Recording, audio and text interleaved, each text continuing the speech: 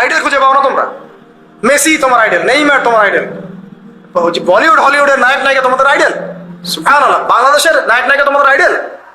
যারা জীবনে কত পাপ করেছে তারা নিজেরাই জানে, ওদের বিবেকই ভালো করে জানে যে ওরা কত পাপ করেছে। তোমাকে বাইরের চাকচিক্য দেখে মনে হচ্ছে খুব সুন্দর সুশ্রী, ভিতরের কলিজাটা এদের কুৎসিত কালো। আর আমাদের কাছে এরাই রকস্টার, যারা মুসলিম সমাজের মধ্যে বেপরদামি, অশ্লীলতা, ফাহেসা এগুলো ছড়িয়ে দিচ্ছে, যে না এরা আমাদের আইডল। এখন ওদের পোস্টার বাসায় লাগিয়ে রাখে, ওদের সাথে একবার দেখা করতে পারলে জীবন সার্থক হয়ে যায়। আল্লাহর কাছে ওদের কি নাম আছে যতক্ষণ না তওবা করে ফিরে আসছে? একজন ভ্যান চালক, একজন ইমানদার ভ্যান চালক, রিক্সা চালক যে 5 ওয়াক্ত নামাজ পড়ে, সে আল্লাহর কাছে ওর চেয়ে অনেক বেশি সম্মানিত। ওই ভ্যান চালকের কাছে কি অটোগ্রাফ নেন আপনি? রিক্সাওয়ালার কাছে কি অটোগ্রাফ নেন? এইসব এই হ্যামিলনের বাসিওয়ালার পিছনে না গিয়ে এরা যুব সমাজকে টেনে নিয়ে যাচ্ছে অশ্লীলতার দিকে, ফাহেসা কাজের দিকে, বেফাস কাজ, কোনো পরকালীন কোনো স্বার্থ নাই, বিনোদনের নামে, সংস্কৃতির নামে এরা মানুষকে দিকে টেনে নিয়ে যাচ্ছে। আর আমাদের যুব সমাজ, তোমাদেরকে আমি আইডল দেখাবো ইনশাল্লাহ পরের লেকচারগুলোতে। খালিদ বিন ওয়ালিদ তোমার আইডল, আলী ইবনে আবি তালেব তোমাদের আইডল, মুহাম্মদ সাল্লাল্লাহু আলাইহি ওয়াসাল্লাম তোমার আইডল, ইমাম হুসাইন তোমার আইডল, মুহাম্মদ বিন কাসিম তোমার আইডল, তারেক বিন জিয়াদ তোমার আইডল, ওমর ইবনে খাত্তাব তোমার আইডল। আইডল খুঁজে পাও না তোমরা? তোমরা জীবনে আইডল খুঁজে পাও না? কাকে ফলো করবা? একজনের নাম বলবো, একজন অনলি, মুহাম্মদ সাল্লাল্লাহু আলাইহি ওয়াসাল্লামের পরে একজনের নাম যদি বলতে বলেন আমাকে, আলী রাদিয়াল্লাহু আনহুর জীবনী পড়ো যাও, আলী ইবনে আবি তালেব রাদিয়াল্লাহু আনহুর জীবনী পড়ো যাও, গিয়ে দেখো তোমার আইডল এখানে বসে আছে, লুকিয়ে আছে। তাদের আইডলের মধ্যে, তাদের মধ্যে ছিল ব্যক্তিত্ব, শৌর্যবীর্য, আনুগত্য, জ্ঞান, প্রজ্ঞা, দিন প্রতিষ্ঠার তামান্না, জিহাদ, এবং তারা বদর, উহুদ, খন্দক, খায়বার করেছেন। শেষ পর্যায়ে যখন তাদেরকে মৃত্যুবরণ করতে হয়েছে, তখনও তাদেরকে সামন থেকে কেউ আক্রমণ করতে পারে নাই, পিছন থেকে আক্রমণ করতে হয়েছে। বীরদেরকে কেউ সামন থেকে মারতে পারে না, পিছন থেকে মারতে পারে। আইডল খুঁজে পাও না তোমরা? মেসি তোমার আইডল, নেইমার তোমার আইডল, বলিউড হলিউডের নায়ক নায়িকা তোমাদের আইডল, সুবহানাল্লাহ, বাংলাদেশের নায়ক নায়িকা তোমাদের আইডল। যারা জীবনে কত পাপ করেছে তারা নিজেরাই জানে, ওদের বিবেকই ভালো করে জানে যে ওরা কত পাপ করেছে। তোমাকে বাইরের চাকচিক্য দেখে মনে হচ্ছে খুব সুন্দর সুশ্রী, ভিতরের কলিজাটা এদের কুৎসিত কালো।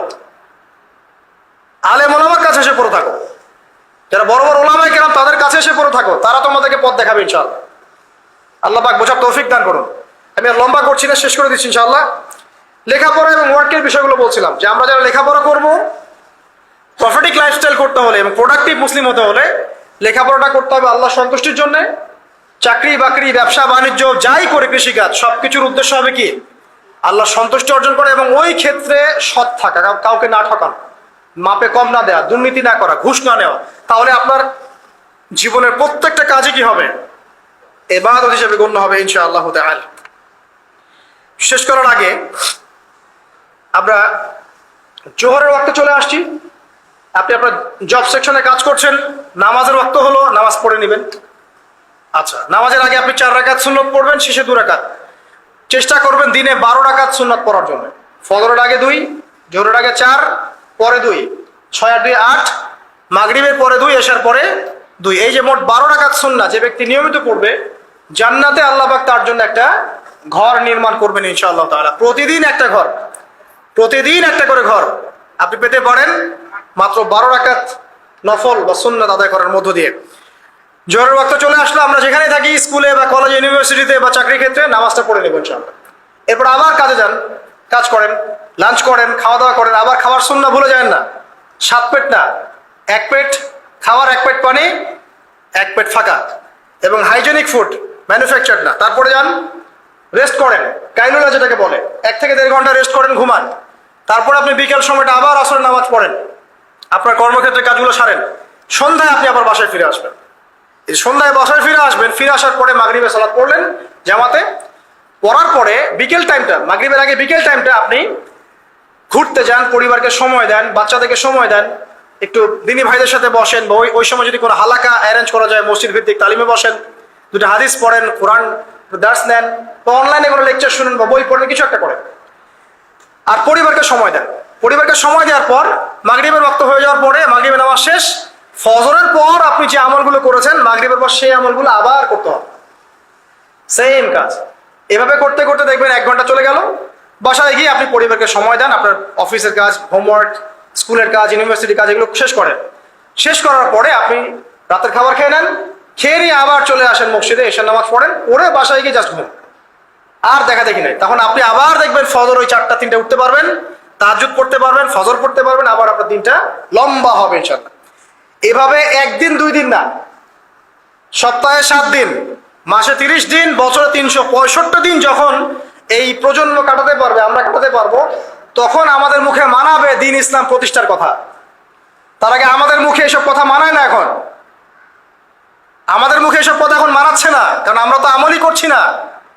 আমাদের ঈমান আকীদা ঠিক নাই, আমাদের প্রফেটিক লাইফস্টাইলই তো নাই, নবী সাল্লাল্লাহু আলাইহি ওয়াসাল্লামের মতো লাইফস্টাইলই তো নাই আমাদের। তাহলে আমাদের দ্বারা কেমন করে দিনের পতাকা আল্লাহর জমিনে প্রতিষ্ঠিত হবে বলেন তো দেখি? এভাবে যখন একটা উম্মাহ গড়ে উঠবে, খুবই ডিফিকাল্ট, এটা কিন্তু অনেক বড় চ্যালেঞ্জ।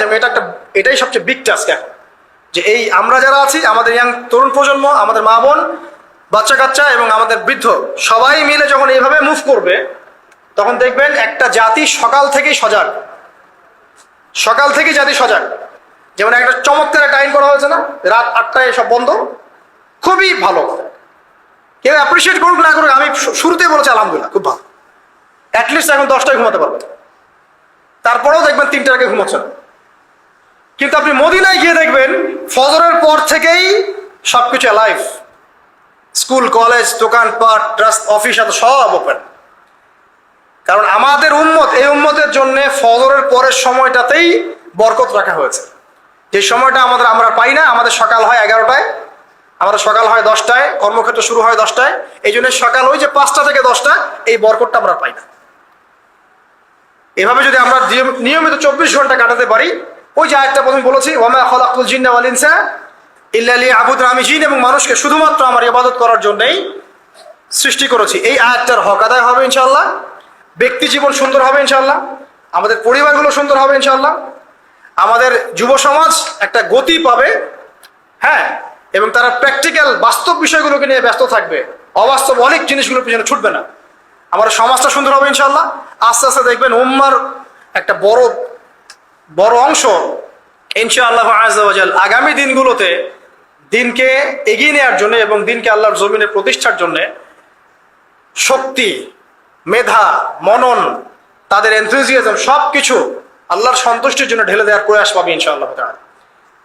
তার আগ পর্যন্ত আসলে এগুলো শুধুমাত্র তাত্ত্বিক কথাবার্তা বলে লাভ নাই। প্র্যাকটিক্যালি যখন আমরা এগুলো করতে পারবো ইনশাআল্লাহ তাআলা, তখন দেখবেন সবার মধ্যে একটা ইমানের চেতনা জাগবে, ইমানি চেতনা জাগবে, আমল করার স্পৃহা বাড়বে, ঐক্য বাড়বে, কমিউনিটি বাড়বে, এবং আমাদের হৃদ্যতা বাড়বে, অ্যাক্টিভিটিস বাড়বে, হায়াতেও বরকত হবে, রিজিকেও বরকত হবে, দুনিয়া আখিরাত ইনশাআল্লাহ ভালো হবে। এবং দেখবেন অ্যাজ এ নেশন আমরা সবাই ভালো করবো ইনশাআল্লাহ তাআলা। বিশ্বের বুকে আমরা মাথা তুলে সত্যিকার অর্থে দাঁড়াতে পারবো ইনশাআল্লাহ তাআলা। আল্লাহ পাক আমাদের সবাইকে তৌফিক ইনায়াত করুন, আমিন। আজকে আমি আর লম্বা করছি না। আকুলু কাওলি হাযা আস্তাগফিরুল্লাহ লি ওয়া লাকুম ওয়া লিসাইরিল মুসলিমিন। বারাকাল্লাহু লানা ওয়া লাকুম বিল আয়াতিল হাকীম ইন্নাহু তাআলা জাওয়াদুন কারীম মুবাররাউফুর রহিম। আমরা আজকে যে আলোচনা শুনলাম, আল্লাহ পাক সবার আগে আমাকে আমল করার তৌফিক দান করুন, অতঃপর আপনাদের সবাইকে আমল করার তৌফিক দান করুন, আমিন। যারা এই লেকচার শুনবেন তাদের সবাইকে আল্লাহ রাব্বুল আলামিন 24 ঘন্টার এই প্রফেটিক লাইফস্টাইল এবং প্রোডাক্টিভ মুসলিম হিসেবে নিজেকে প্রতিষ্ঠা করার তৌফিক আল্লাহ পাক সবাইকে এনায়েত করুন, আমিন।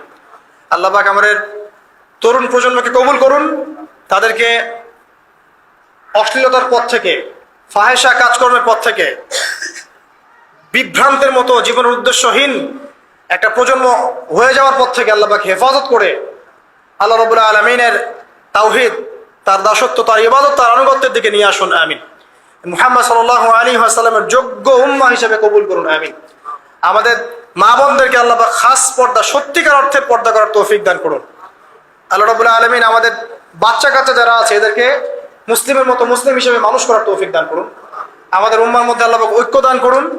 একে অপরের হিংসা, বিদ্বেষ, গীবত, তহমত, কাদা ছড়াছড়ি যে অপসংস্কৃতি, এখান থেকে আল্লাহ পাক আমাদেরকে হেফাজত করুন, আমিন।